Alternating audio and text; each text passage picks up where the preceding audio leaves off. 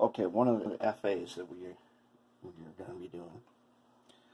Since we have a lot of them, I wanted you to take a look at this one. This is a Hobbyline Alco 8-wheel diesel, we call it, but it's an FA2, I think, from what I have been able to research. It says on the bottom here, Hobbyline, and when I looked on HO Seeker, I found that this was made by John A. English, which I believe Hobbyline, John A. English, apparently they're the same thing. Now, this one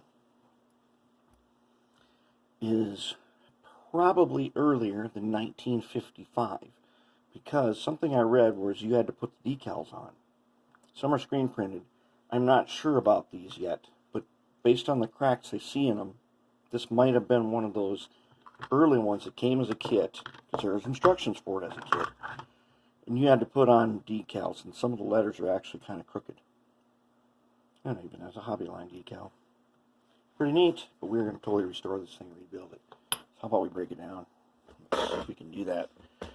Break it down, take it apart, see what we got. It's partially broken. That's how I got it for, like, I actually think they gave it to me at the train show when I bought some other stuff, because it's basically falling apart. So that's no big deal. It's nothing we can't handle. Let's just see if we can figure out how does. Okay, there is a top mount. Okay, let's see if that did it. Yep. Whoa, look at that light bulb socket right there. Huge. It's got the Pitman motor mounted to the truck. Fortunately, since we already did the Varney yard switcher, which has that, we know that we can put the old Mabuchi face ripper on here, because it fits right on. Now, here's where the problem is. So, zinc broke out. Ooh, that's coming apart too.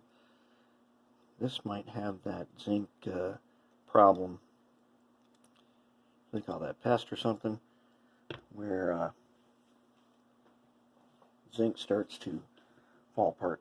Alright, now we ain't saving the motor or any of these wires. Let's just go ahead and cut them,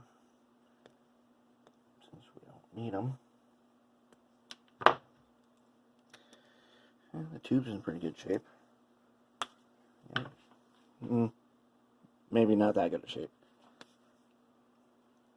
But, hey, this is from 1955, possibly 53, maybe earlier, I don't know. No big deal. So what kind of a fitting do we got here? Oh, I bet it's a Phillips. I bet it is a Phillips.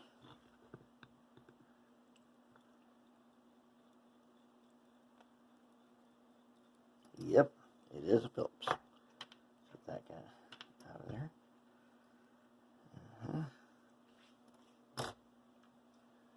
Something.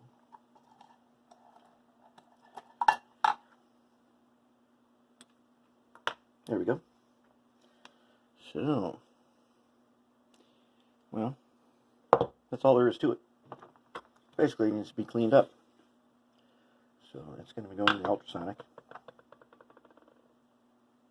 Get this thing. Now, what they said back then was you fill this, you pack the grease, fill this thing full of Vaseline or this other stuff, they said. That's how they did it.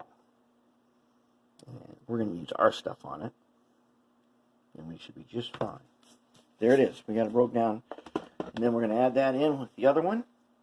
We're going to start building this fleet. Wait till you see the model power one.